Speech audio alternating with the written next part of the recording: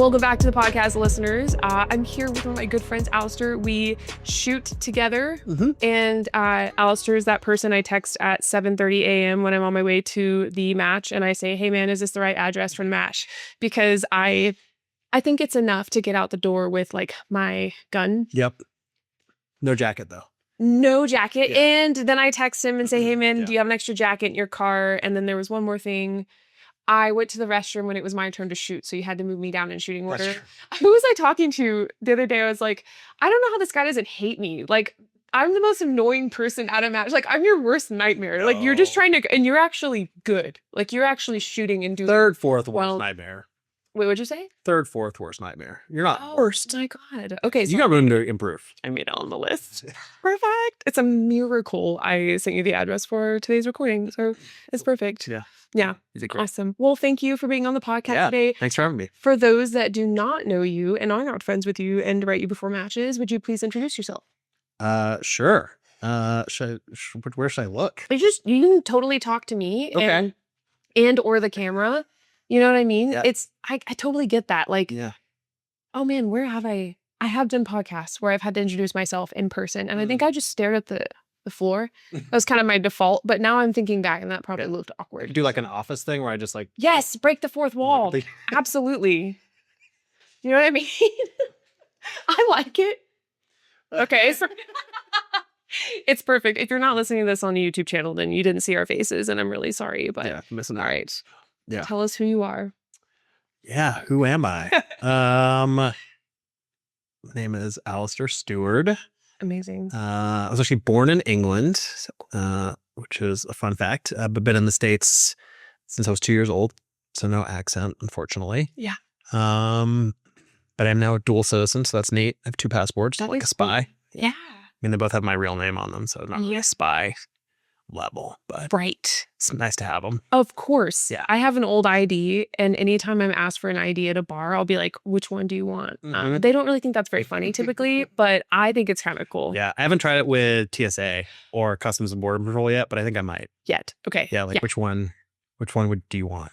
Yeah. Do you want the real one or the fake one? Oh, shit. Yeah. Let me know how that goes. Yeah. Well, the next time I'm traveling internationally will be with guns to the European Handgun Championship. Really? Oh, so wait, yeah, that's coming up. Extra not going to do that. Yeah. When is that? That's where it's June. June. Okay. Have you ever traveled with guns before? Not internationally. Yeah. Yeah. Yeah. Yeah. Yeah. How are you feeling about that? I mean, it's just like any other logistical challenge, really. It's not like nothing about it being guns is particularly worrying other than like you just have to have all of their shit figured out. Yeah. And I just feel like having all of your shit figured out is stressful regardless. Sure. You know? So just forms and permits and Lena has sent me about 3 links for Shotgun World. Yeah. Of which I've opened 0, but this is a good reminder to get that going. Yeah, she was giving me, her and Jeremy were giving me good advice about there's a whole form I have to go to the airport, get filled out. Didn't know about it. It's almost like countries don't just want anyone bringing guns. It's ridiculous. I kind of think it's odd, right? They're being a little picky. If it was up to me, we'd be able to just take them on the plane. Take them on the plane. Like, exactly. It's almost like there was a big catastrophic event that changed the narrative there. I know, but okay. Well, maybe I'm just saying maybe if everyone on the plane, if everyone had a gun, this this is great. We're really starting this one off strong. Maybe we don't put this in. Honestly, let's start talking about religion and then politics, and then we'll just really have a full. And then I'll send you a letter asking you to burn the footage. That sounds good. By then it will be out and everyone's gonna know you. It's perfect. Perfect. Yeah. So anyway, I was born in England. And we're back. Yeah. And I mean, in terms of shooting stuff, I've always been interested in shooting. Okay. And for most of my adult life, I would go to a flat range like once a year, every 2 years. Okay. And like buy range ammo, and like, shoot. I've usually had like a handgun or something that I owned. And then I decided I want to start carrying in 2023. Okay. I think. Yeah. And so I was like, well, if I'm gonna like carry, I should like learn how to shoot properly, etc. You know, totally get that. Yeah. So I was like, I should like practice or something. Isn't it crazy how you like buy the gear and then there's this realization then that you have this big responsibility? That's such a common and just valid experience. And I hear it more and more as I'm in this industry. If you're listening and you don't have a firearm and you're thinking that's a crazy order of like operations, it's a very common one. It's like, yeah. Anyway, I'm glad you shared that, you know? Yeah. So I started, so I guess that would 2020 through like mid 2023. Okay. So I decided I wanted to start carrying. So I actually started like going to the range more and dry firing a little bit and trying to learn more about all of that stuff. Yeah. And then November of 2023, at some point on YouTube or something, I'd seen like a USPSA match. I wouldn't have even known what it was called or what it was, but I was like, what's that thing I have this vague memory of? Like, that seems like it would be really fun. Yeah. And probably good for getting better at shooting. And so I looked into it and it's like, oh, actually you can, it's like not that hard to go to a local match. Like watched some YouTube videos and like Googled around a little bit and was like, oh, there's like matches nearby. Yeah. And so November of 2023, I went to my first USPSA match. Actually, I posted the footage from that match on my Instagram recently. We'll overlay it here. Yeah, I finished, I think like 30%. I think I was like 195th in the match. But I was like, this is awesome. I really want to get good at this. Yeah. Would you say you're a competitive person? Yeah, probably. Okay. It doesn't have to be about everything. Nice. But if there's something I care about or want to be good at, I do tend to be competitive. Yeah. I think. Like chess. Yeah, I guess. We played chess together. It's a sensitive. We played topic. And you won. And did I? Yes. No, I didn't. You did. Did I really? Yeah. Yeah, I never recovered. Are you lying? About which part? Did I really win? Yes, you won. I totally forgot. Yeah. All I know is I have that picture that Lena took of us playing, and we both look fucking miserable. Yeah, we're like thinking really hard. We'll have to make this a short and overlay this photo. Lena was like, yeah, you guys look like you're having so much fun. It was fun. And my face was like, I literally had a frown. And then you were sitting there like with your hand on your head, probably waiting for me to go, you know, because I took it out 20 years. Yeah, and it worked. Because you did win. That's what I do. That's what I do with Muay Thai. I wait until my partner is exhausted and then I just beat the shit out of them. You know, it works every time. I cut you off. I'm sorry. You were on a lovely spiel. I can't remember. We were talking about how, you were like, oh, this is fun. I'm going to be good at this. Yeah. I was like, I want to get better at this. And so that was just like, I just really jumped in. I signed up for all the matches I could and started dry firing more. And I just like kind of haven't stopped since then. Absolutely. No, that's so cool. And okay, so where do I want to go with this? I don't want to like jump in and be like, yo, what happened between January and November of 2023? But you do not have to give specific details. Was there something that happened where you were like, I feel like I need to take personal responsibility for my safety? It can be a yes, no answer. You do not have to share it. So the answer is no, not in the way that I think you mean. Sure. Okay. It was really a function of, so really what it was a function of a couple of things. One, I became a U.S. citizen. So I had a green card for a long time. I see. And then prior to that, it's but I can't remember exactly when, but somewhere in that vicinity, I became a U.S. citizen. And like, while you can totally own guns and carry guns, et cetera, when you're not a citizen, it feels a little bit more risky or fraught. And you're like, just generally more concerned with like doing something wrong, basically. Sure. Because of your immigration status. Yeah. And so I just like, that was a reason I hadn't like leaned into it as much. Sure. And then so I became a U.S. citizen, and then I realized I'd moved to Utah already and realized that Utah was a constitutional carry state. Mm-hmm. And I was just like, oh, this is like a thing. It was sort of like the competitive shooting. I was just like, oh, it felt more just doable to like figure out how to do it effectively and responsibly. So really that, I mean, you know, like walking my dog around and stuff, it's like nice I live downtown Salt Lake. It's fine. It's not a dangerous area, but you know, it's nice to, no, I mean, I grew up in Atlanta, so. Oh shit. Yeah. Okay. So, gotcha. And like I went to college like in downtown Atlanta. Wow. So yeah, Salt Lake is nice. Yeah, very chill. We're chilling. Very okay. chill. Yeah. But it's like, I want to, so that was part of it. It's like Sure. going downtown, having a dog now that I'm like walking around at night and Yes. stuff. But it was like, this is also something I've always been interested in. Yeah. And so there was just the confluence of all of those things where I was like, oh, all of a sudden this is a thing I could actually do, and I could do it sort of responsibly and legally. Yeah. And not be worried about like legal gray areas or accidentally like breaking a law or something. Mm-hmm. And so that's why I decided to like explore it more. Absolutely. So it sounds like we have a similar story when it comes to like why we got into USPSA, like wanting to just be better with our firearms. And something that I like to talk about, because I think anyone who's kind of truly on the outside looking in might say, well, how is that truly defensive training? And that's not our point, right? It's about becoming better with the pistol.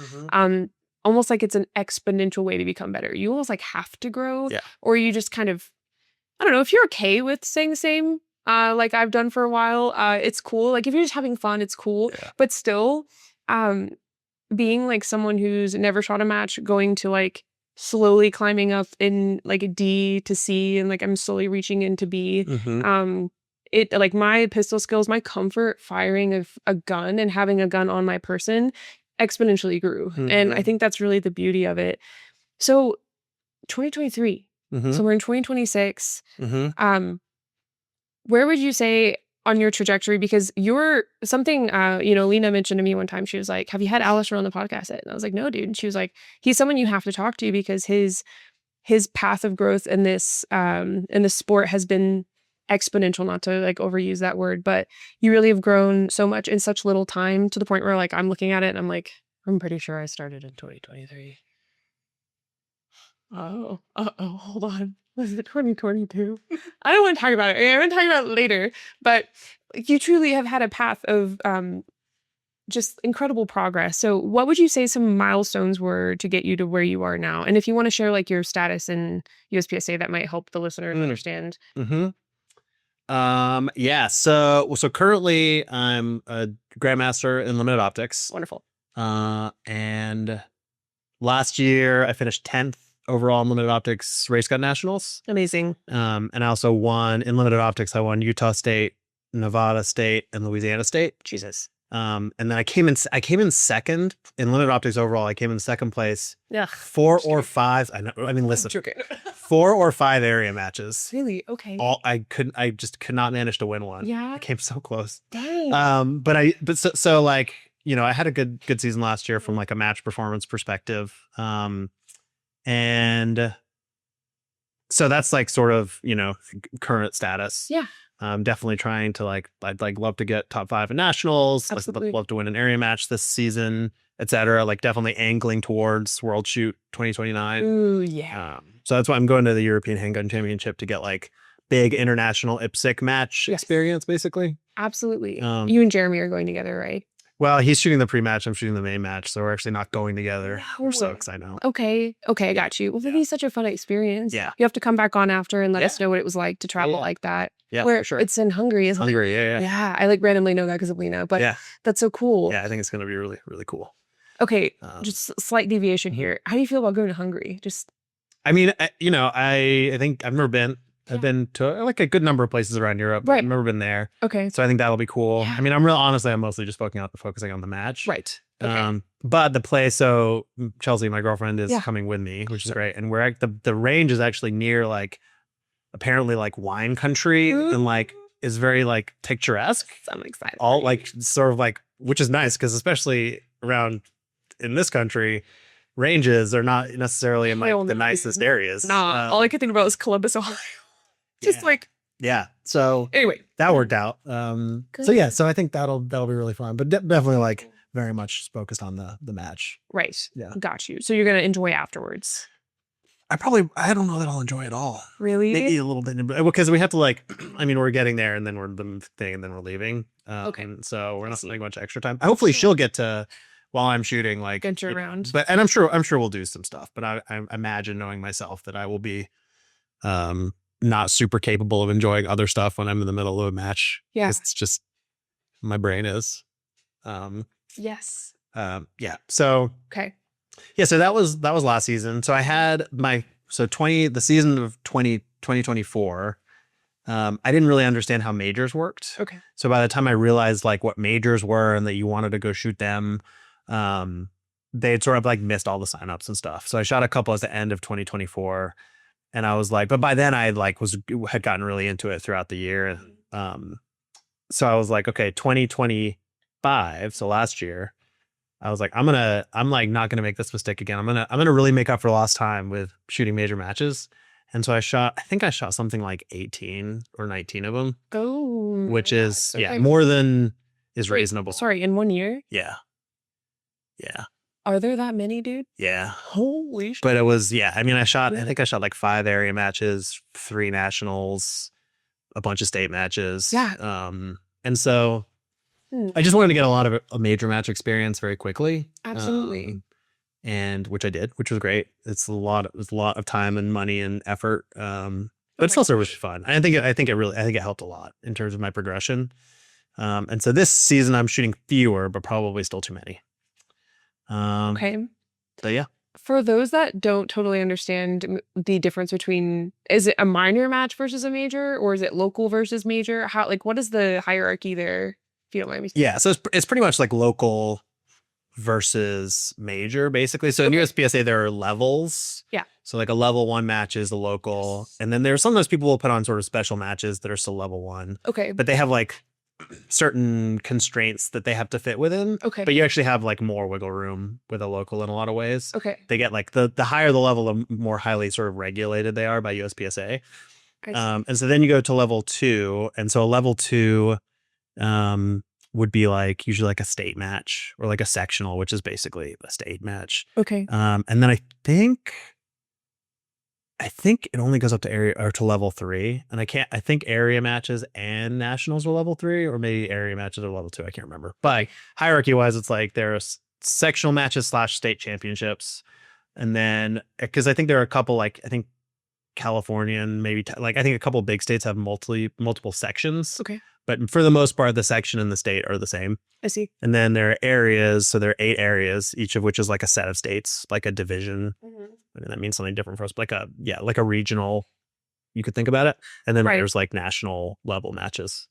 So anything that's not a local basically is generally considered a major. Right. And so I kind of feel silly for not knowing this. And maybe it's because I'm just like, I'm around pros all the time. And then you guys like use that language. I'm like, yes, level 2, of course. So tell me this, if someone is wanting to kind of really take off with their journey, not be stagnant at these like local matches, what benefit is there to shooting something like a level 2, a major? I think it depends on what your goals are. Okay. I mean, because I think you can I think you can continue growing through shooting local matches for sure. I mean, you can always do better regardless. Like even if you win, you can still do better. So I think you can definitely can push your skills through local matches. I think the advantage of shooting a major match, there's going to be a couple things. One is they're usually going to have more stages.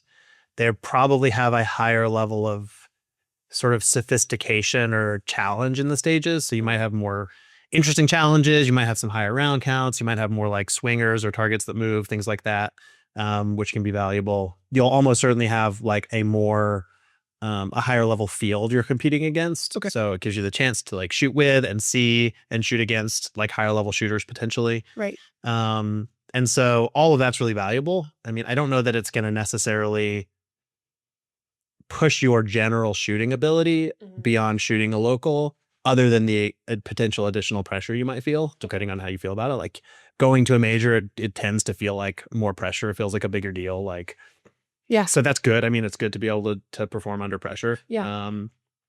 But if you want to get better at a competitive shooting specifically, then I think all of those things will make you a better competitor. Is like having to go to a major match, figure the stages out, shoot, perform, deal with the pressure, learn from other shooters, be out of your like away from maybe your friends, away from your home range, like outside, maybe outside of away from your city, like away from your friends. That sounds terrible.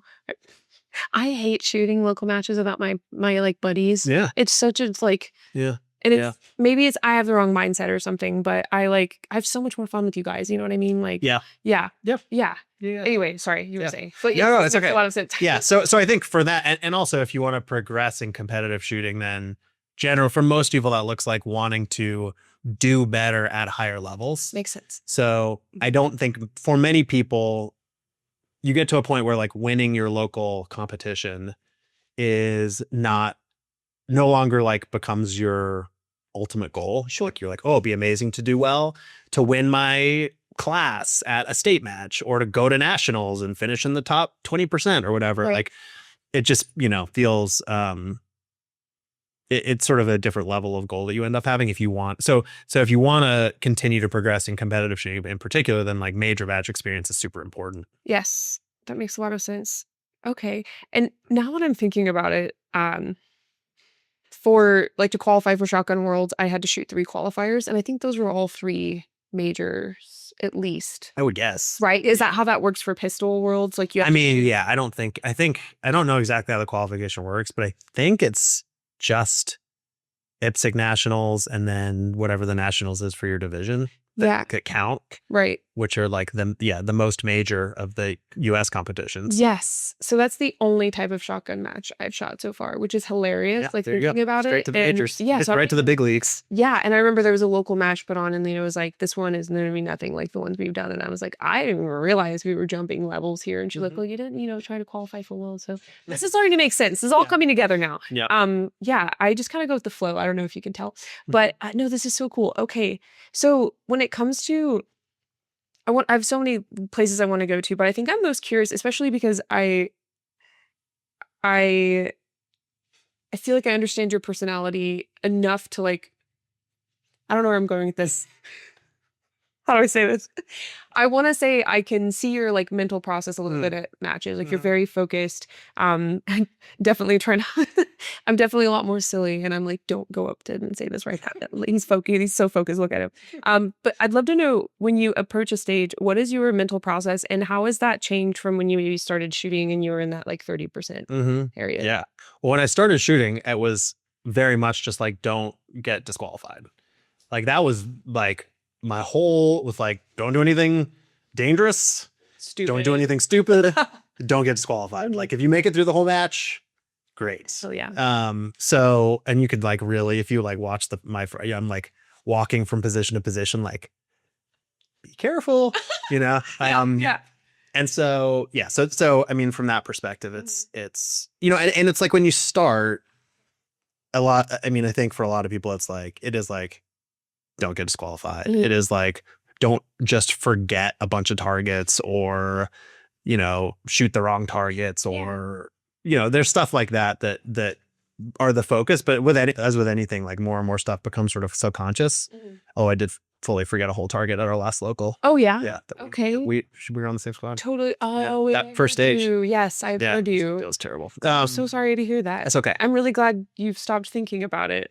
I definitely have. Definitely forgot it. Totally forgot about it. No, totally fair. Yeah, but so now, in terms of approaching a stage, it's, I generally start by making sure I understand like the start position and the number. Some people count targets. I count number of rounds. Okay. Because it's just easier for my brain. And so the first thing I do is just make sure I know where all the targets are. So if there's a start position specified, I'll start there. Otherwise, I'll just basically like walk from one side to the other and like, okay, where are all the targets? I might do that again to make sure I know where they all are. And then I'll start thinking about, what do I think is the most efficient way to shoot it, essentially? Right. Which usually is a combination of, where can I, like, what are the smallest number of positions I have to go to shoot targets? Where can I shoot stuff while moving? That's a big way of like increasing efficiency without there being too much risk of like a miss or a no shoot or something like that. What's going to make the most sense for my brain and like the flow of it, that I'm going to be able to execute most effectively. And like, what's a plan I can execute like with aggression is important for I think my style of shooting. Yeah. Which I should have done on that stage where I forgot that target, Gotcha. but I did a different plan And I didn't do the plan. I Okay. missed the target. That was part of the plan. Yeah. But anyway, Okay. so that was a lesson from that. I was like, I should have just done the version where it was more like attack oriented. Okay. And then I'll think about like somewhere in there, I'll think about reloading. Yeah. Like it's definitely not my first thought. And I'll start to add in things like, you know, is there a particular way I want to like enter a position, or like where do I need to have my gun up? Yeah. How do I want to land so that I can exit again? Like where am I moving? Like with more urgency and things like that. Right. And then I'll just sort of like visualize it and try to memorize it. Yeah. And then you're definitely not hard on yourself at all after the stage. Well, listen, there's having some room for improvement, and then there's just forgetting a whole target. No, I just mean in general. I feel like okay, tell me this. I'll ask you this way. What is your first thought typically when you finish a stage? Do you think about what you did well? Do you think about what you didn't do well enough? Like, where do you typically go? That's a good question. I think it depends on, it does depend on how it went. So like, I think if I have a really good, like if I perform really well on a stage, I will like that will be how I feel. I will be like, oh, there was still this small thing. Like, that's annoying. I'll be like, oh, that was like awesome. Like that, you know. Yeah. And then usually my first thought is like, how well did I call my shots? Like, are there any targets where I'm like, what are the holes on that? Right. But yeah, if there's something that didn't go well, then usually it's just sort of like an overall assessment of how it went and what that might mean. Right. Is usually kind of whatever my first thought is. Yeah, that makes sense. Okay. Very cool. For people who are as, success driven, competitive as you, because you are, I would say, from what which like, I mean, these are the fruits of that, right? It was just so cool. What would you recommend be the first thing you do after a stage? I tend to like walk off and be like, man, do I have any more sour crawlers in my bag? Because like that sounds great right now. And like, man, I need some water. And then I think I'm supposed to reload right now. I should probably go reload. Like I even forget the RO is going to come into that, And I want to be better about kind of like pinning down things that I think I did well to start off, and then something I want to focus on for like the next stage. But for people who maybe don't have like a mental process and a plan for that, and maybe just shoot and then black out like I'm used to, do you have any recommendations, any processes that you... Yeah. I mean, I think it is good to like have a sort of clear-eyed assessment of how it went. And that doesn't necessarily mean how your score compares to other people, because often you won't know. Right. And you certainly won't know about people on other squads. Yeah. So sometimes you might have someone you're shooting with that you kind of compare yourself to, but usually that'll come down to like, how did it feel? I see. And like, did it feel like I executed my plan without hesitation? Did I do the stuff I meant to do in the order I meant to do it and the way I meant to do it? Like, how was my visual discipline? And like, did I call my shots? Do I think I had good hits? So they're hits I'm worried about. And then obviously, like, what were the actual hits? So, were those the way, like, if I had any hits that were not acceptable, so like whether it was like a delta or a mic or something, like, did I call that? Did I know that was there? Does it surprise me? And why did it go the way it went? So whether it didn't go well or it did, like generally what factored into that. Yeah. And then I think it's, I think the common advice is good, which is you kind of just have to let it go from there. Sure. Like you don't want to, obviously you don't want to be like bummed out or distracted or have your confidence take a hit from a bad stage, because that'll just perpetuate not shooting well. If there's something you can fix for the next one, great. Okay. But then that's about doing whatever the thing you should have done. That's about doing that thing, not about not making the mistake.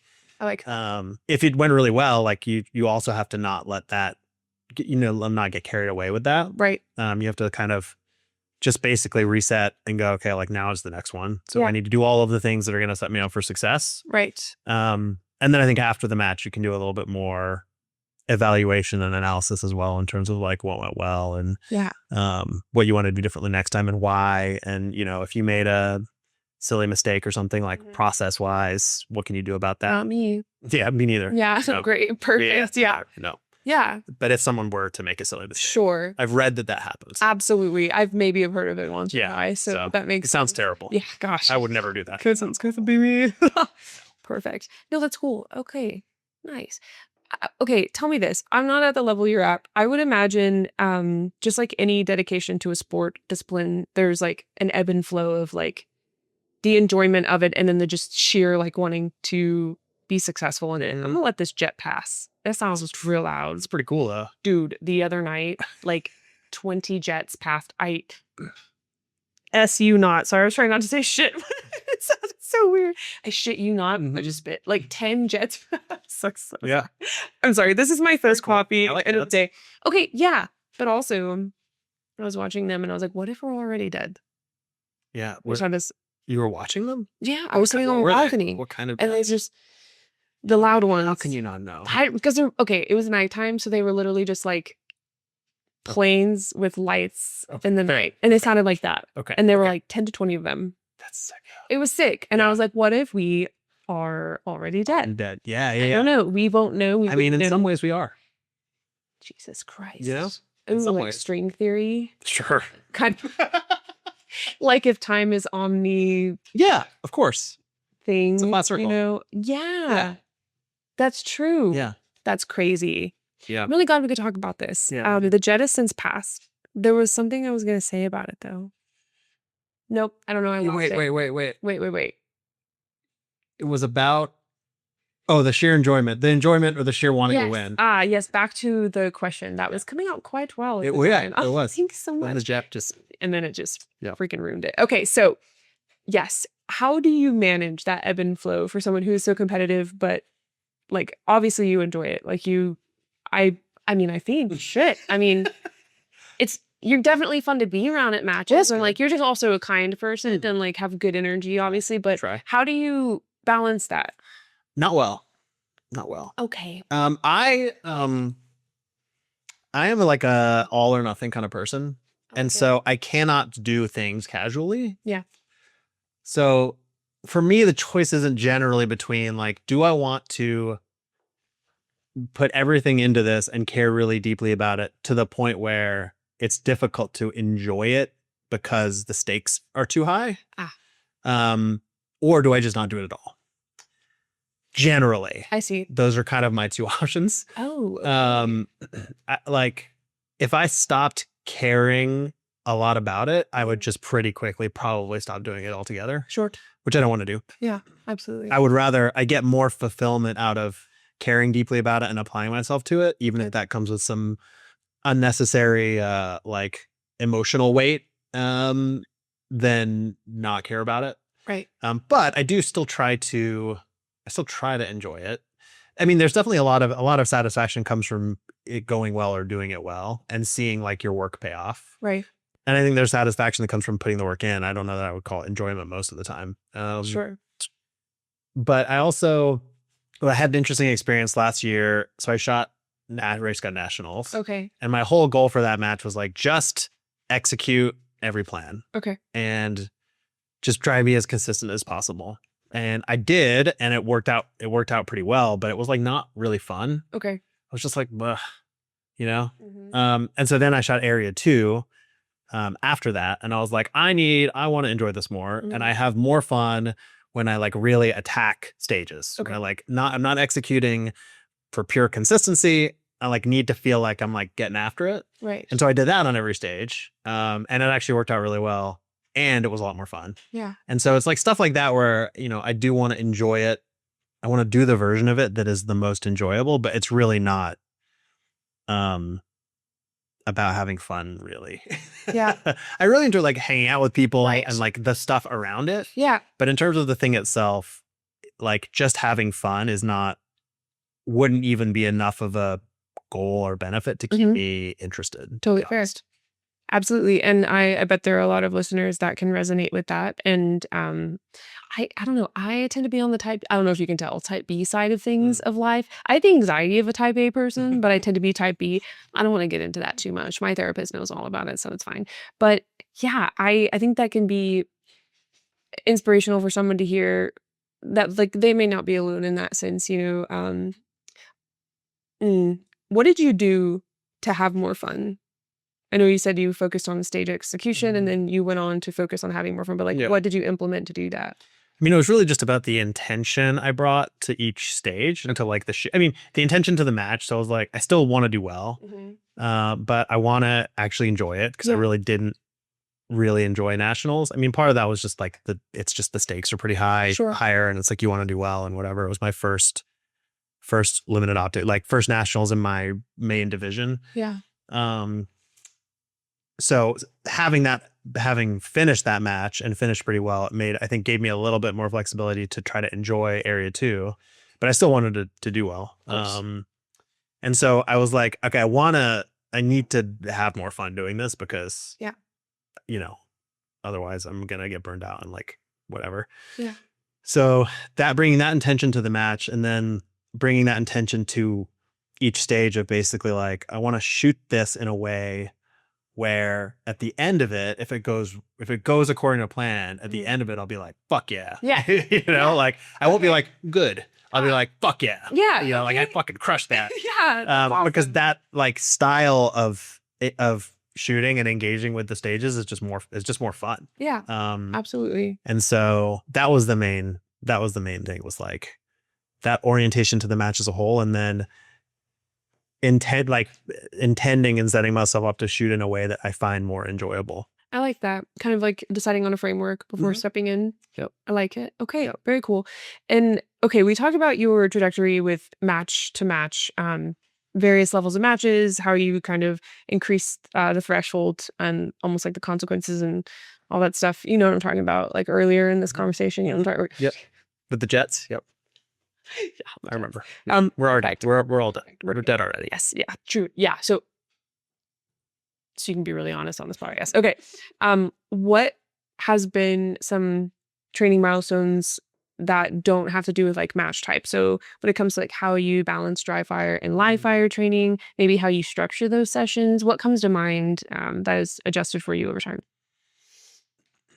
I think.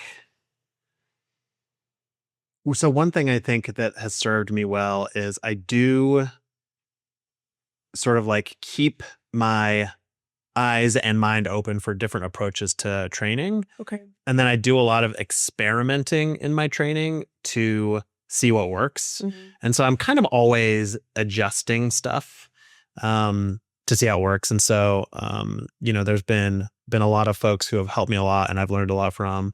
Joey Sauerland, who's a mutual friend I know. I've learned a lot from him about dry fire and modes of training and things. I think that's been super, super important to how I train.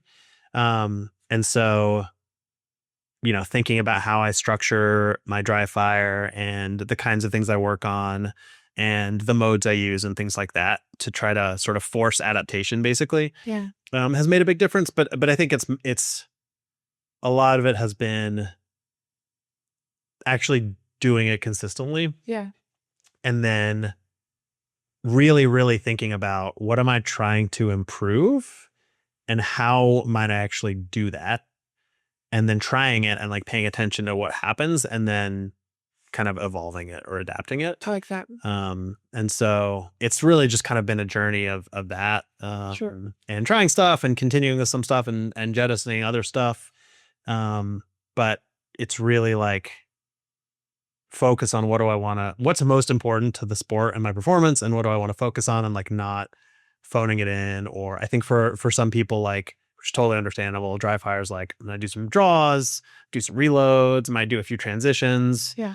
And there's absolutely nothing wrong with that. Right. But in terms of like what's gonna make the biggest difference in your performance in the sport, and especially of the things you can train in dry fire, how do I focus on those things? So absolutely, like all the vision and movement and all of that kind of stuff.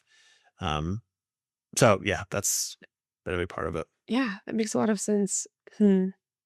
Lately, I don't know, do you actually like scroll, check social media, or are you just a poster? Okay. Yeah. I don't get periods where I like really don't consume content. Those are the best times. Yeah, that sounds good. Yes, right. Yeah. But then I wouldn't see any trends, and like I do this thing where I excuse myself, like I'm scrolling and I'm working because I'm like finding trends. Oh yeah, that sounds good. Anyway, it works in my head. But I've been posting, Alyssa and I have been doing dry fire in the morning after a lift, which has been really good for tactical games because you have to go from like being exhausted to shooting accurately. So like just getting used to being tired and holding a gun has been like good for us. We compete in a week or two. And that has like changed the game for me. And of course we use Joey's accuracy versus speed mode. Do you happen to use that still or? Yeah, so I use yes. Okay. I have there's a couple things I've sort of built onto it. Yeah. Or a couple of different ways that I think about it. But yeah, I do so generally think about like accuracy mode, speed mode, and match mode.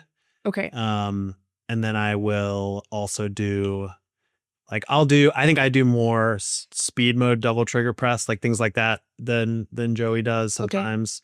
And then something I've been doing lately that I really like is I'll do some speed mode and I'll usually cycle through like just sight picture and then like one trigger press on the target, whatever the thing is. And then I'll get to a point where I've like, there's a par time that I've driven down a little bit, right? But that I've hit, and then I'll leave it the same, but I'll just do reps where I'm trying to improve my hits. So I try to keep the pace that I have built up some, comfort with basically, but really focus on like my eyes on the spot and like the dot where, and like trying, and so that's been interesting. So there are things like that I've kind of messed with. Yeah. But that sounds like an adaptation. But, yeah. I feel like, in a lot of ways it's, like super heavily influenced by his modes. Absolutely. Yeah. No, that makes a lot of sense. And for those listening, I don't want to like give away Joey's curriculum because it's absolutely worth going. And just honestly being taught by Joey is an experience in itself. Just as a personality, he's awesome. And accuracy mode, for those listening who do not know, your goal, right? Your idea of success for that particular session or set of reps, maybe you do like 10 reps here, is to just shoot accurately. So pick a point on the target and ensure that your dot lands on it, that it's not moving too much. And then speed mode is to slowly get faster and faster with your array, knocking down your par time more and more.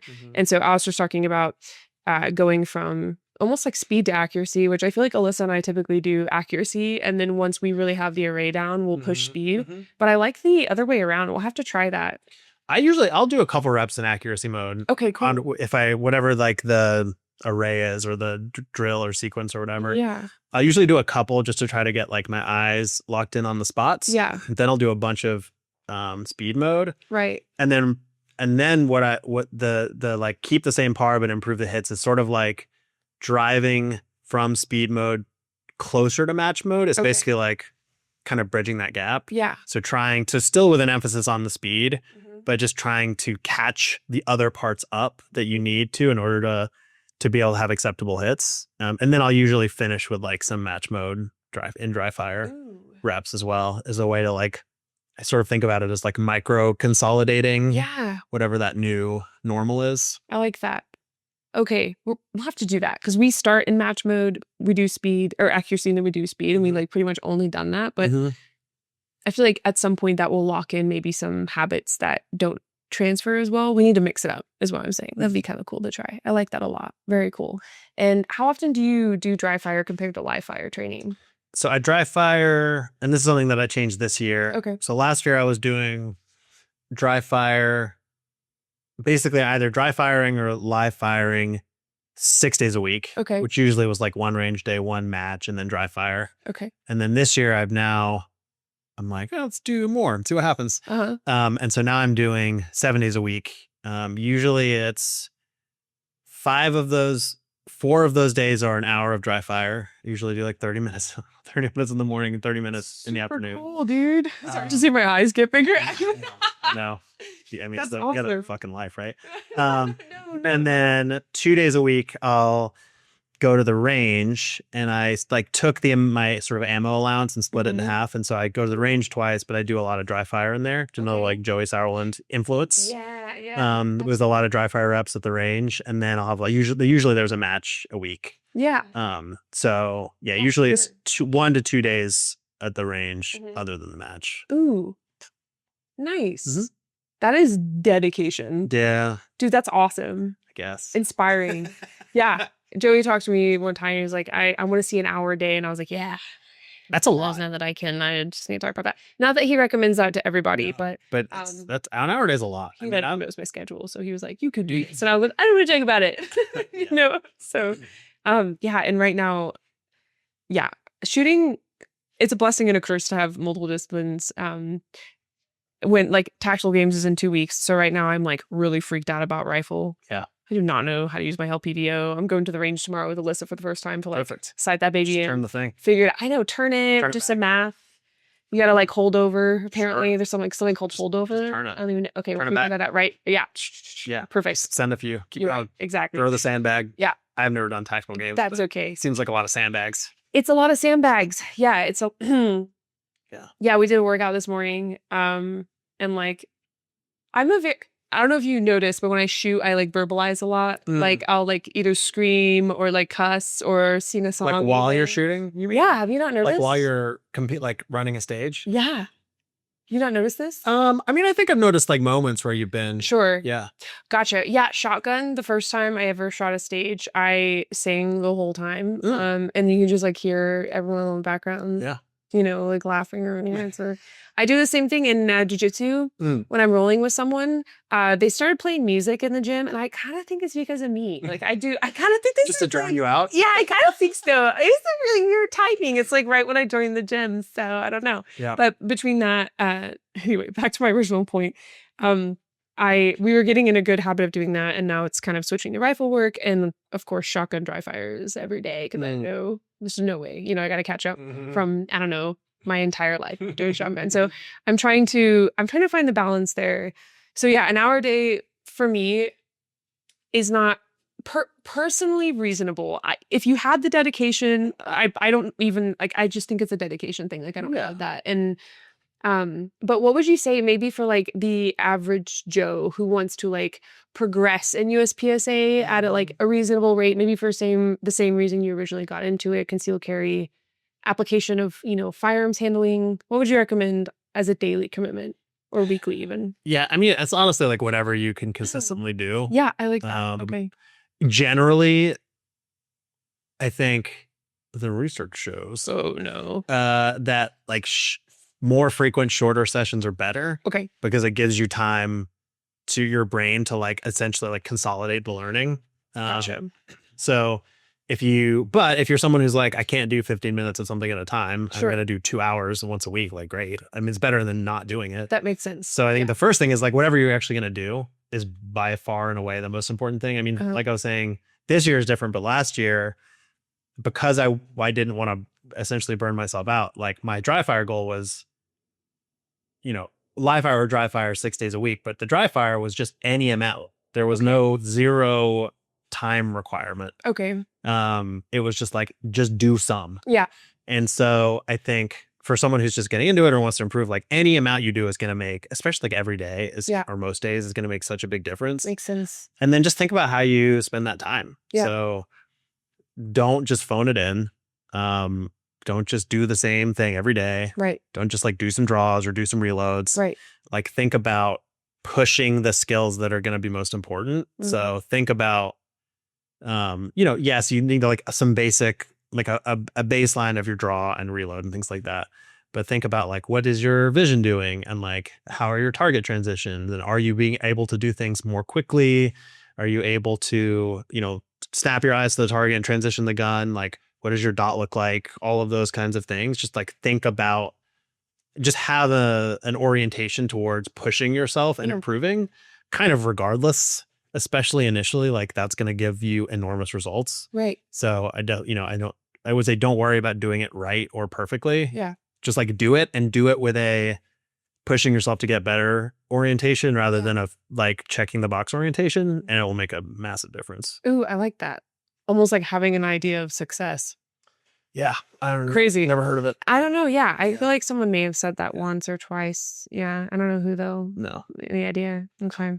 No. Joey. Oh, Joe. Yeah. There's that. We got to call him out there. Yeah, we were supposed to do a 3-person podcast. I really thought about the way I said that. I had to fun the way I said that. Did you see me pause? I did. Okay, cool. My brain went, how's she going to say this? Yep. Yeah, I think you nailed it. Yeah, because I didn't say it right when I was at SHOT Show. I did an episode with Caleb Conbeck and Chris Long of Walther. And yeah, I was like, well, like we're all, the 3 of us are going to sit down, we're going to have a podcast, and like explaining it made it worse. My anxious self thing. Yeah. So this episode of She Shield is brought to you by Right to Bear. You've probably heard me say that self-defense is more than simply carrying a firearm. It's awareness, avoidance, and preparation for anything that is to come your way. And that's why I'm partnering with Right to Bear. They stand by defenders like you and me. You'll receive benefits like expert witness support, psychological care, gun replacement, and even protection for other lawful self-defense tools like pepper spray, knives, and even your hands and feet if you have to use them in a struggle. What sets Right to Bear apart is that they are dedicated to education and immediate legal response. In case you do ever have to protect yourself, you have access to a 24/7 attorney-answered emergency hotline so that you are never alone. What I love most, though, has to be the personal connection that Right to Bear will have with you as a member. For example, Frank, the president of Right to Bear, will give you a personal phone call when he hears about a claim being filed. That level of care in the industry is extremely rare. If you carry, train, and believe in thinking ahead to protect yourself and your family, consider getting a membership with Right to Bear. If you use my code FIT4FIA10, you will get 10% off your membership, and the link to access this and to learn more is located in the show notes of this episode, which are the notes below the title. Protecting yourself and your family should not leave you defenseless afterwards. Stay safe and stay vigilant with Right to Bear.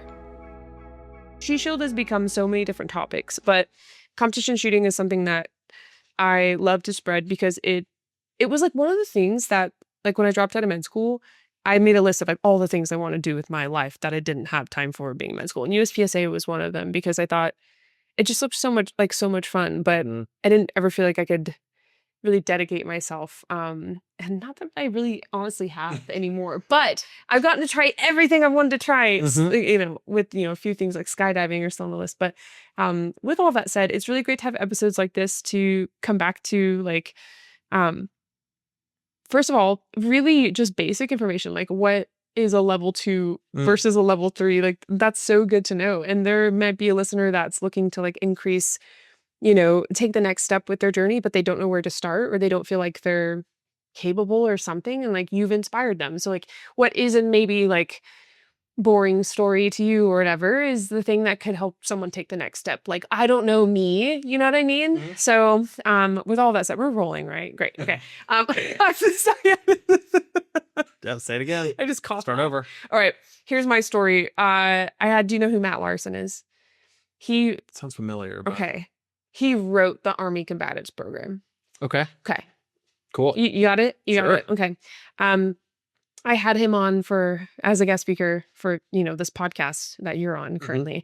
And I was just getting over a stomach virus. Okay. And I don't know if you've ever experienced this, but like the couple days when you're like recovering, you're still kind of sweating it out, kind of like still, it feels like it's not hellable. Yeah. But you're also not like running to the bathroom, right? You're like in that weird period of like that. Am I good to go out in public? All right. So I was there, and Matt Larson schedules an episode. It's the summer. It's really hot. I used to put my feet in an ice bucket when I would record episodes of people because it would get so hot in my studio. It was right above my garage, and it would get really hot, and I was committed. And did they get an ice bucket for their feet? I don't know, but I recommended it if they were hot. Oh, do you mean? Oh, this was virtual. That makes more sense. And you need to know that for the next part of the story. So I was imagining this, but your feet would be in an ice bucket. Funny. I'm just sitting there with my feet in an ice bucket, like, anyway, welcome to She Shield podcast. That's so freaking funny. Like, where's my ice bucket? For my ice. Yeah. Well, I did crank the AC. Are you cool, by the way? Okay, great. Awesome. All right. So I'm on the episode. They can't tell that there are ice buckets down there. That's true. We do have our feet in ice buckets. Yeah. So funny. So I'm having audio issues, and at the time, my ex-husband, he was the audio engineer for the podcast, so he would like, anytime I had a problem, I'd like text him and be like, help.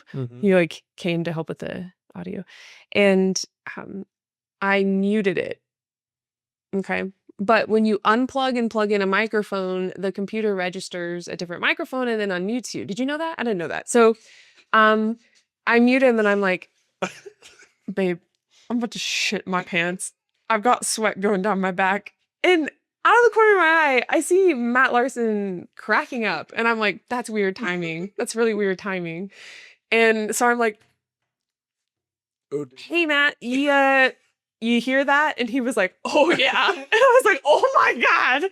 So we spent like the first, while he's like fixing this audio stuff in the back, first basically 30 minutes of this interaction, just me like apologizing, explaining I just got over so many virus, doing my like anxious explaining thing. I don't know. I've never seen that. You've never seen that. I can't imagine that in that situation. It's really not typical for me. You would want to explain everything about a lot about. I'm a real anxious girly sometimes. That's how I'm. Is that you? Would you say you're on the spectrum of anxious to avoidant?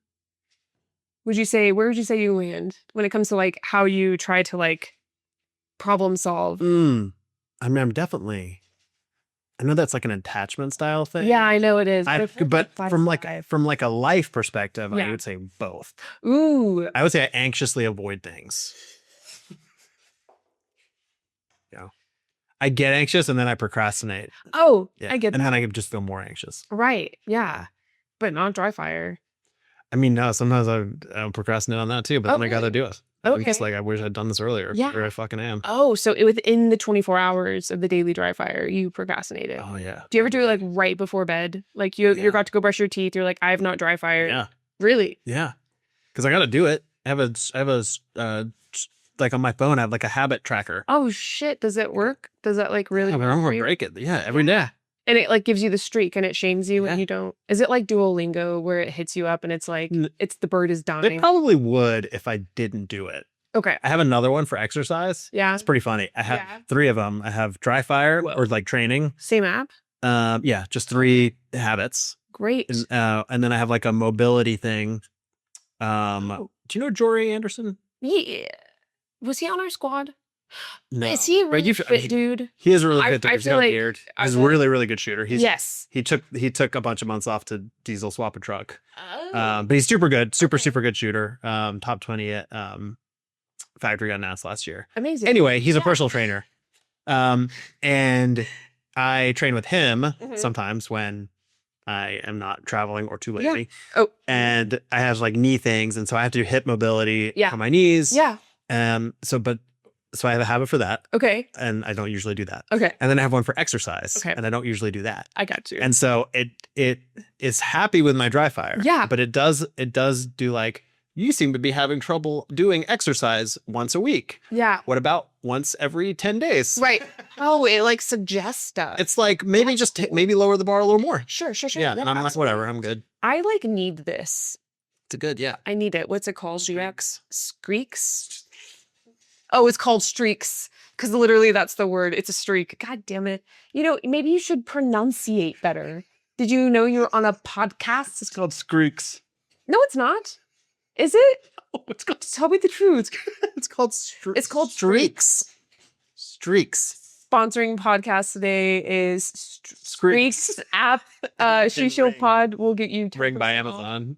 Yeah. Hilarious. Surveillance State by Ring by Amazon. You know, I think that's a pretty good lineup. Do you have to pay for it? Probably. I don't think it was a lot. You don't pay for it? Oh, okay. I mean, I'm sure I know. I don't know. Cool. I have a ton of app subscriptions. I don't know about either. Yeah. I don't think it's a lot. I don't know whether I bought it or if I have a cheap. I don't think it's a lot though. Yeah. I got you. You can actually do a lot with it. You can do a lot of different types of tasks. But I sure.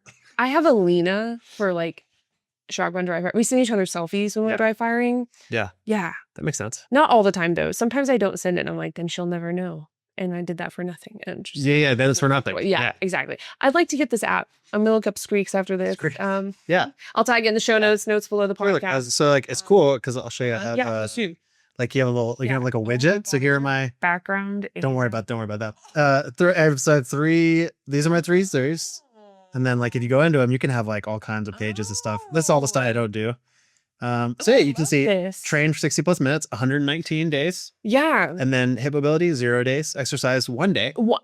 Because I exercised 1 day yesterday. Sorry, what was that background again? Just like real quick. No, I'm worried about it. Is that something like attack the A zone?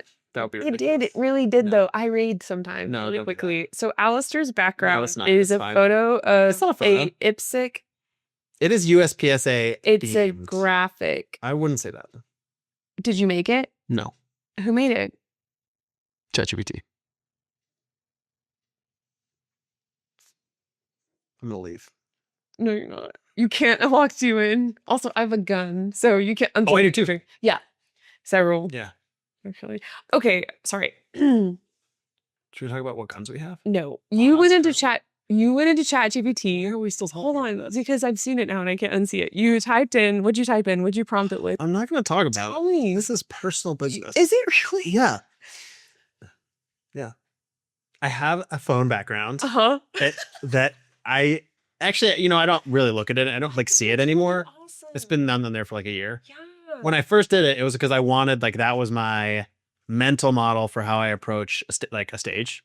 Fantastic. And I wanted to yeah. remember that. But to be honest, now I just don't even see it because it's been there for so long. So it probably needs to be something different. It's full circle though, because or something. Sure. Could be better. I don't know, but okay. So you talked. It really is, but in the best way. Well, it's good stuff. I use Instagram. Okay, you know how you can post an Instagram story? You've recently learned how to post an Instagram story. No. Okay, let's talk after the podcast. Okay. When you go, you can create. Great. So it'll give you options. Like you can post a photo, you can post someone's post to your story, your own post to your story. Or you can create where you type things in. No, I'm just getting going. Wait, do you actually know this? Yeah. Fuck you, dude. Well, I know some of it. I thought I was helping. Well, this is what you get for bringing my phone back. I'm sorry. I think it's fantastic, but I'm about to expose myself. I use Instagram story, the create function, to write. I'll lose the page here, but it's worth it. I'll show it to you. To use, hold on, un momento. I create these. Wow, that's so embarrassing. Okay, sure, to you. So it's way less embarrassing than mine. No, I think they're both kind of equally embarrassing. So mine says no one's gonna do it for you. So do it unmotivated, tired, sad, angry, defeated for you. And I legit at one point was I need this wallpaper. Yeah. I need this in my life. Same thing. I just had ChatGPT make mine. I think that's awesome. I went into Instagram story and I know at one point I've actually posted that to my story and didn't know it. I know that that's a thing. That's when people think the compose bar is the search bar. You've seen more screenshots of people have tweeted stuff that they're searching. I'm not a Twitter girly. I'm not either, but you're not a Twitter girly? No, I'm not a Twitter girly. Okay. I am an anxious girly. Not the Twitter girl. Fantastic. But this you see it on meme websites or whatever. Yeah. That happens. Yeah, people will be will think that and so you can see screenshots of people whose accounts are the stuff that they Are you joking? Clearly the things they've been trying to search. Can you send this to me later? I'm just going to Google it. Just Google. Okay. Yeah. So what do I Google? Twitter?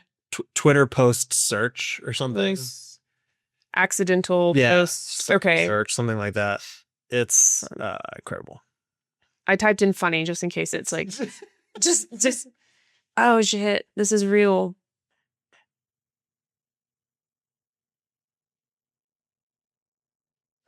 I don't know if it's popping up. Horrible era to be an adult. Let's see here. Just be more literal. Oh, okay. Apparently, actor Dean Norris, Hank from Breaking Bad, famously and unintentionally tweeted sex gifs in 2018, likely intending to search for it, which immediately went viral. That's a great example. That's hilarious. What else? Gosh, that's pretty terrifying. That's something I would totally do. Yeah. Sometimes I didn't even think of it. I use Reels as I'll use Reels to test out a cover photo. And so I'll upload the cover photo. I'm always making sure our audio is working. It's just us being that would be better. You know what I mean? So embarrassing. Yeah, looking at our phones. Yeah. Yeah.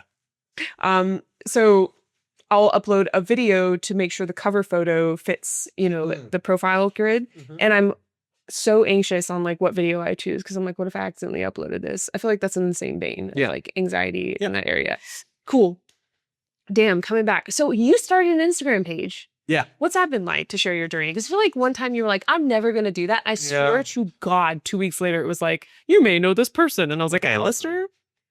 I thought someone had impersonated you and kidnapped you, but it was your page. How's that been? Like, it's been good. Yeah. I mean, there's two things. Like, one, I don't really like social media. I don't think it's good for me, particularly. For no one, actually. We'll just add to that. Yeah. So I used to have an Instagram years ago. Okay. But I got rid of it. Okay. And then I was like, different people feel different ways about gun stuff. And so I also didn't really want to have a bunch of public stuff associated with me about guns and shooting because my career has nothing to do with shooting. Right. And again, people it's obviously, unfortunately very politicized and it just comes with a lot of baggage.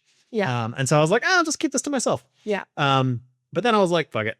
And I was like, it kind of got to the point where I was like, oh, this is like, I, want to sort of try to make something of this, but more so it was like, I want to put more of this out there and just like see what, if anything, comes of it. Yeah. And I think it'd just be fun to share the stuff more broadly. So yeah, I made an Instagram, but I think one of the best things has been like just getting to know other people in the competitive shooting community that I don't like live near. Ooh, I like that. Okay. And like kind of building some relationships in that way, I think has been fun. Yeah. And obviously like seeing other people's stuff, and there's a lot to learn out there. And so yeah, it's been good, but it's definitely, I still have to be careful because it's just like social. It's just like designed to rot your brain. Yes, to pull you back. Terrible. Yeah. Absolutely. And then as a creator, you're rewarded when you pull people back by a comment or anything like that. Like you will literally be boosted on the algorithm. So there's like this incentive on both sides. It's insane.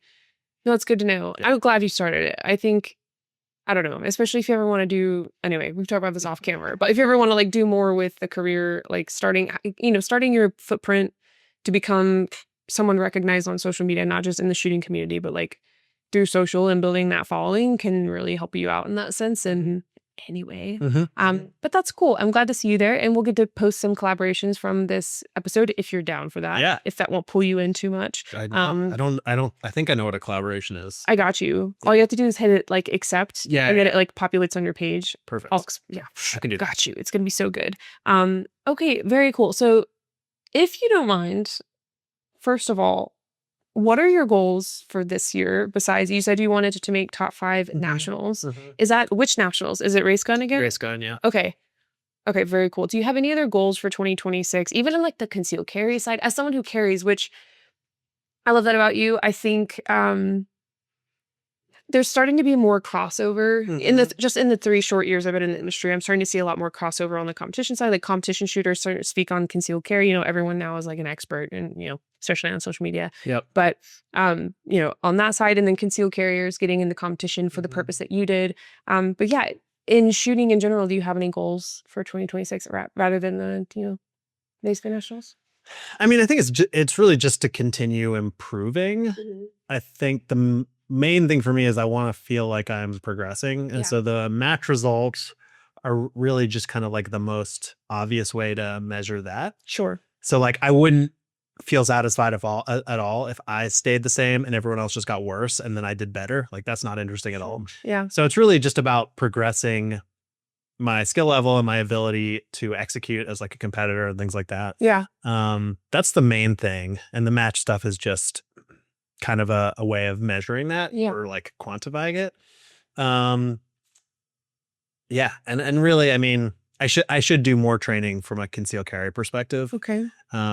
There's a match series locally that's been really cool at the Armory. That's just, it's not USPSA. It's not a sanctioned thing by a governing body, but it's just like a from concealment series, which has been really fun. So like I've been competing in that, win my carry gun. That's awesome. Which has been great. But I should do more with that. But we need to do our crossover. We talked about this, but we would actually do this. Yeah. I'd love to teach you some retention stuff. Yeah. That would be awesome. But I do think the whole like, it's not relevant for self-defense. It's like, I always think this when I'm at a match, and like, it doesn't matter if there's someone there who regularly competes. It doesn't matter how good they are within the context of people competing. It doesn't matter how old they are, what size they are, what anything they are. I'm like, I would not want to break into their house. Yeah. It doesn't matter who they are. Absolutely. Like you watch someone make their way through a USPSA stage and put 2 holes in 20 targets or whatever. Yeah. And you're like, I would not want to break into their house. Absolutely. So it's like, can you imagine? You know, it's, I think the idea that getting, you know, really, really, really good at drawing your gun and putting a bunch of holes in a very specific place under pressure at speed is not good for self-defense is a funny argument to me. It's a stupid one. Yeah. Yeah, I'll say that. It's my podcast, so I got you. I'll say the stronger side of that. It's dumb. That's like saying lifting weights doesn't make you a better fighter. And it's like, nah, dude, like I've had a 6'3", 250 dude on top of me. Like I can tell you my strength as a 5'10" woman versus like that petite woman over there very much helped. Like whether same technique level, not only my size, but like the fact that I like leg press people. I can leg press a person because I train leg press. Like it's like that overlap, saying that there's no application there because of a, you know, choosing the extreme side of an argument, not talking about the nuance. So yeah, I agree. There's a lot of application. Yeah. So it's really awesome. I really want to shoot that match. When is it? Well, 3 of them happened already. Okay. So it's a series. Oh, it's not like every month or something. No, I think it's 5 or 6 match series. Dang it. Okay. All right. They might do it again. They should. That's really awesome. I really like what Brock and Steven are doing. That's really awesome. That's very cool. Okay, nice. Well, good for you. That's really awesome. And also ECQC is coming to Salt Lake in May if you're interested in doing that. Cool. That's that like extreme close quarter concepts course that I like ramble about a lot to people that definitely want to listen about it. Especially my listeners. But no, that's so cool. Okay. Do you mind if we take this last little bit? I want to talk about I'd love to talk. Okay, we talked about, hang on, let me back up. I've talked about how I am C class. I was on the phone with Leighton the other day, the regional director for USPSA, and he was pulling up my scores, which is like, it was kind of, I was like, wow, we're doing this. Like, totally unprompted. We were talking about Shotgun Worlds, you know, and like where my team spot is, which is to be announced soon. He said something like, you're like 0.5 maybe % or something away from B class. And I was like, oh shit. Like, I would like to be B class. You know what I mean? I think I shoot relatively at least a low B class level. And the last few qualifiers I've shot are B. So for those listening that are interested in progressing, I asked you this on the range the other day, and I should know this by now, but whatever, you know, we're all learning. What does someone have to do to like increase their classification? Yeah. So the best answer to that is just get better at competitive shooting. So I think at the end of the day, like classification is an imperfect way of trying to grade someone's ability at the sport. Okay. And so, you know, I think if you like in general, someone who, you know, let's say there's would you rather be a B class shooter that beats all of the GMs or a GM that gets beaten by a B class shooter? Like, you'd rather be the B class shooter that beats all the GMs. Because at the end of the day, it's about how do you perform at the sport. Right. And the classification is sort of a proxy for it. It's really, I think it's cool. I'm really glad it exists. And I think it is a pretty good proxy, actually. Yeah. And so I think it's a really useful way of measuring your progress. Yeah. And so I think I would think about it as, I want to be I want to become a B class shooter because that will mean I have improved my shooting. And so the way I'm going to become a B class shooter is to work on improving my shooting. And then as a byproduct, I will be a B class shooter, or I will earn B class. And that will be like, cool, that means I have progressed and I need to continue progressing versus like, I want the classification. Yeah. So it's really just get better. I mean, do whatever you would do to get better at the sport. I think classifiers there's a lot of newer ones that are like, that involve more movement and are better, or more similar to the actual stages and like the sport. Right. I think historically, a lot of them have been sort of like stand and deliver or stuff like that. So it's like, even then, not like the perfect proxy. Yeah. But I think it is a cool system. Sorry. That's my jujitsu. No, I'm professional. And so yeah, I would say like just keep getting whatever is going to make you better at the sport is going to improve your classification. I love that. And it might take you longer, it might take you less long. But I think focusing on just trying to shoot classifiers better to get a better classification is not the most productive way to look at it. I like that. Ooh, yeah. I did this thing for a while. It was like any test. Because I knew it was like a test, totally shit the bed. And like, don't get me wrong, I wasn't that far off from my actual skill level. I'm not trying to say like, I'm actually a GM. I just shit the bed with classifiers. That's not what I'm trying to say. But I've recently just started looking at it like another opportunity to see where I'm at. And that's like that framework has really helped me. Not that it's, been a crazy improvement, but it has improved. I do think the dry fire has been the biggest change, like actually handling my firearm and not just using matches as practice. practice. Your only practice, yeah. And then being like, why am I not better? Crazy, insane. Yeah, absolutely. Gosh. Yeah, that's so cool. Well, that's why I have the podcast, because then I bring on people who are like truly dedicated and have made so much progress, and then you can actually speak to it. What would you say to someone listening right now who doesn't know if USPSA is for them? They're considering it, they're listening, they're feeling inspired, but maybe they just don't know if they should put in the time and financial investment to starting. I mean, I would say you definitely just at least try a match. So all you need is like a gun. Oh, yeah. A holster, some mags, some mag pouches, and a belt, and eye and ear protection. And I think that's it. Yeah. And so, I think actually and it depends on your local club, but I think is a really strong emphasis on getting more people into it. And so I think it generally is relatively approachable. I mean, I think doing anything for the first time is scary. Yeah. But you don't have to make a big investment to go shoot a match. You don't have to like do hours of dry fire ahead of time or anything. Yeah. There's like lots of good YouTube videos on the rules and how to find your first match and things like that. So like if you like shooting, you want to get better at shooting, you like fun, awesome stuff. I think just go shoot a match. Just shoot one and see what you think. I think for most people, they're like, this is awesome, I want to do more of it. Yeah. And generally, I think people are really welcoming and, really want to help new people have a good experience and, follow the rules the way they need to and stay safe and like do all of that. Yeah. So yeah, to just try it. I love that. Very cool. Well, gosh, is there anything we missed?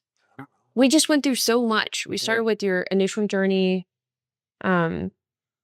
Man, you really took the sport on, and you've like, I'm gonna say this in a weird way because I have no like other way to say this. You've juiced it for all it's got, and that's so cool. You know what I mean? Yeah, it's really inspiring, and I hope that it has encouraged. You've said a lot about like what is your goal through this episode. I hope it's encouraged listeners to think about what their goals are, whether that be in the concealed carry, gun ownership, general gun ownership, all the way to competitive sport place. And I'd love to have another episode with you, and definitely like on some way a 3-person crossover with Joey episode where we talk about maybe some more technical things or let Joey go on his spiels and anyway, so kind of talk about that stuff. And yeah, this has been lovely. What would you want to leave the listeners with? It's something I like to ask every guest speaker.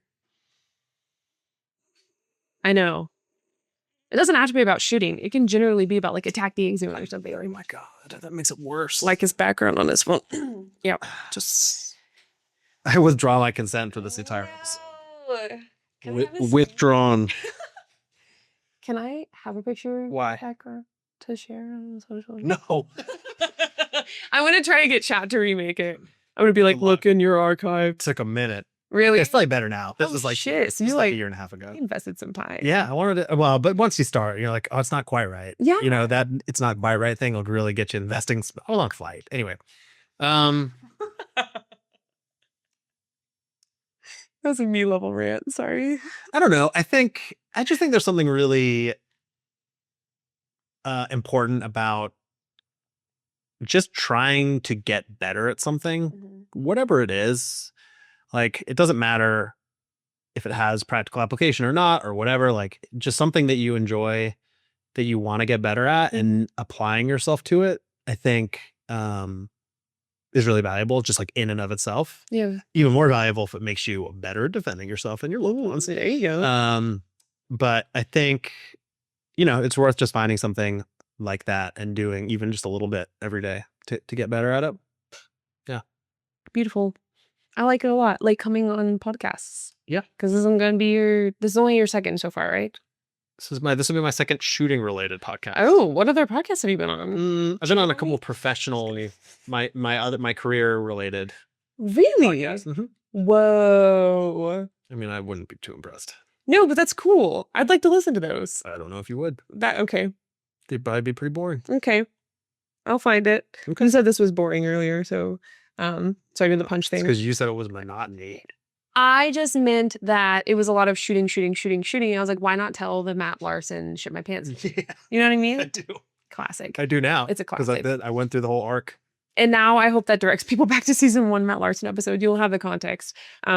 Anyway, thank you so much for coming on this episode. Thank you for having me. This has been lovely. It has been. I look forward to more. Hope you'll want to come back. Yeah. You're going to write me later and be like, omit the entire thing. Redacted. Yeah. It's all me talking. It's just you're just like beep, beep, beep, beep, beep, beep. And I'm like, oh my God, that's hilarious. It's black my face out too. So just, black box and just got it. And just you talking. That would be really, yeah. I'm a real operator, you gotta protect my Ooh, yeah. Just say you're a gray man, and I like it. You could have said no things today if you'd known that was going to be the way we did this. Yeah. Well, thank you, Alastair. This was a lot of time. I appreciate you. Thanks for having the coffee with me. And thank you for the coffee. Thank you all for listening. Alastair's new social media will be linked in the show notes, which are the notes below the title of the podcast, as well as all of the, any resources mentioned in this episode, including Joey's class. And hopefully you'll have your own class. Craftsman Shooting Training Library. Yes, that. You can take his course online if he is not at a range near you. Otherwise, the dude travels so much between Germany and the United States. So you can check him out. Yeah, you can. Absolutely. All right, guys, stay safe and stay vigilant, and we'll see you in the next one.